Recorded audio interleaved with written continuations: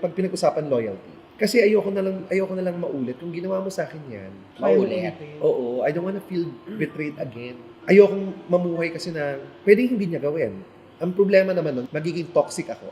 Kilala ko sarili ko magiging toxic ako kasi dahil may ginawa ka sa akin na about that, lagi ako magda-doubt ngayon. So every time na makikita ko, Nagkaroon ka na ng trust. oo, trust issues na, ano lang yun parang protection na rin para sa kanya. Protection para sa akin. Para hindi kami mag-awat. Para maghiwalay kami ng maayos. Kasi lahat naman ng nakipaghiwalay ako maayos naman. Hindi naman ako walang bungangaan. Sinasabi ko lang, kung gusto mo maghiwalay na tayo, let's be happy. Ganun. Kasi pag nagbalikan kami, at may trust issue ako, kahit ilang beses siya mapapagod siya Kasi papatunayan niya ng wala ng iba. So paulit-ulit yung cycle, hindi na ako makakamove on, hindi na magiging healthy relationship, magiging toxic pa ako.